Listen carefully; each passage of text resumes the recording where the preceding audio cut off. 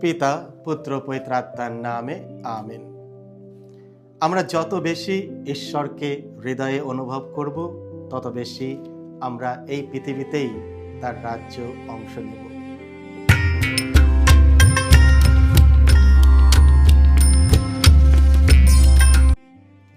খ্রিস্টতে আমার পরম প্রিয়জনেরা, আজ নভেম্বর মাসের 13 তারিখ বৃহস্পতিবার এবং আজকের ডেলি মান্না ঈশ্বরের বাণী প্রতিদিন নেওয়া হয়েছে লূক রচিত মঙ্গল সমাচার থেকে 17 অধ্যায় 20 থেকে 25 পদ। এসব ভক্তিভাবে আজকের বাণীটি শুনি।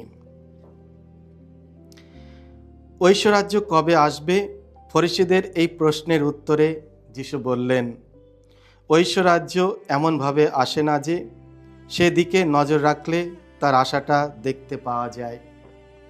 এ কথা কেউ বলতে পারবে না যে দেখো দেখো ঐশ্বরাজ্য এই তো, বা ঐশ্বরাজ্য ওই তো, কেননা আসলে ঐশ্বরাজ্য তোমাদের মধ্যেই তো রয়েছে।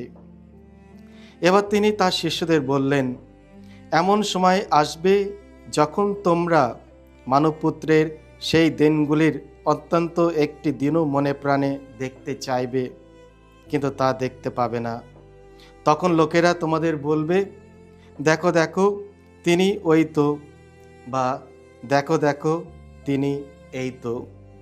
তবু তোমরা কিন্তু যেও না, এদিকে ওদিকে ছুটে যেও না। কারণ বিদ্যুতের ঝলক যেমন আকাশের এক প্রান্ত থেকে আর এক প্রান্ত হঠাৎ আলোয় ভরিয়ে তোলে, মানবপুত্রও তার সেই দিনটিতে ঠিক তেমনি হয়ে উঠবে। কিন্তু তার আগে তাকে বহু যন্ত্রণা ভোগ করতে হবে, আর এই পরজন্মের মানুষদের দ্বারা তাকে প্রত্যাখ্যাত হতে হবে। এই হলো প্রভু যিশুর মঙ্গল সমাচার। প্রভু যিশু তোমার মহিমা উচ্চারিত হোক। ঈশ্বরের রাজ্যের আগমন সম্পর্কে বিভ্রান্তি।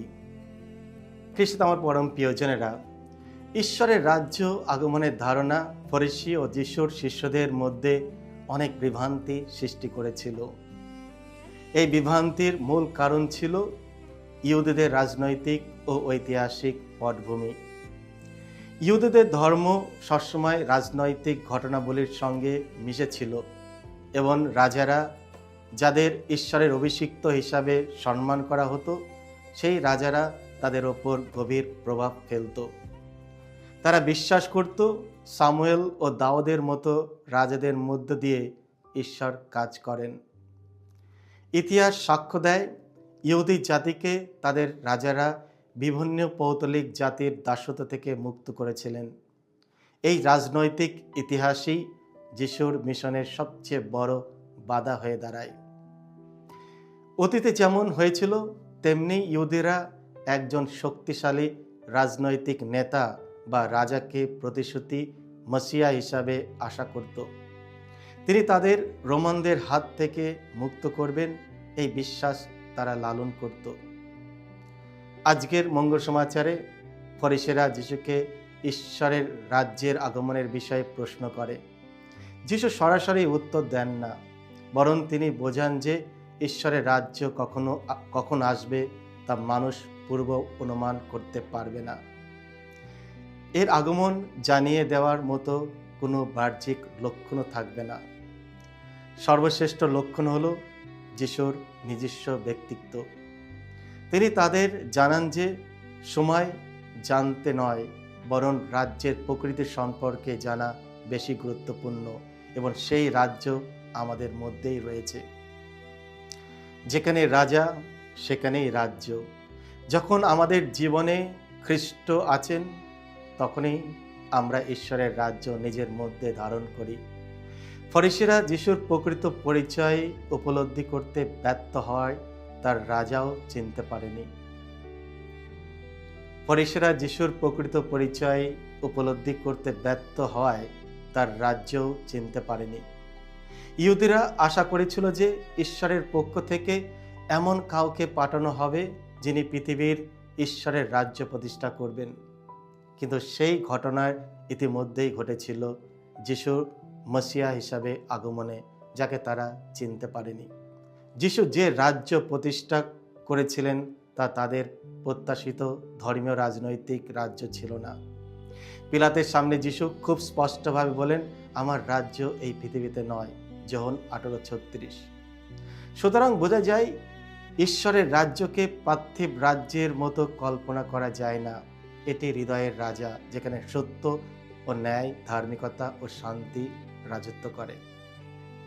ঈশ্বরের রাজ্য মানে ঈশ্বরের উপস্থিতি, প্রেম ও কল্যাণ।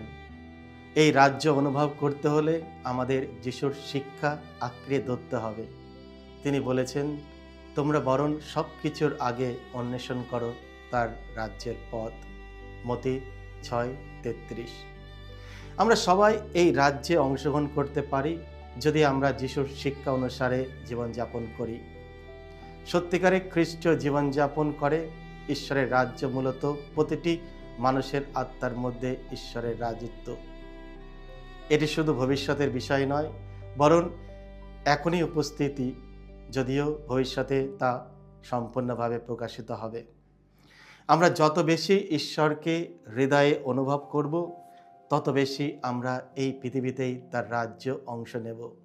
আর পূর্ণ উপলব্ধি তখনই হবে যখন আমরা স্বর্গে তাকে মুখোমুখিভাবে দেখতে পাব। তবু পৃথিবীতেই আমরা ঈশ্বরের রাজ্যের অভিজ্ঞতা লাভের সৌভাগ্য পাই, কারণ যিশু পৃথিবীতেই এসে এই অভিজ্ঞতা সম্ভব করেছেন। তার প্রেম ও শান্তি, করুণা ও ক্ষমাশীলতা, অনুগ্রহ ও আশীর্বাদ, আর সর্বোপরি তার সদা অবিচল উপস্থিতি হচ্ছে ঈশ্বরের রাজ্যের অনুভবের মধ্য।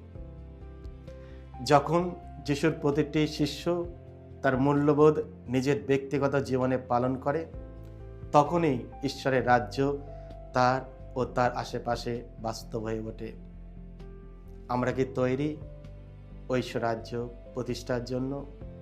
এসো আমরা ঈশ্বরের প্রেম, ভালোবাসা, তার শান্তি, তার অনুগ্রহ অনুভব করার চেষ্টা করি এই পৃথিবীতে।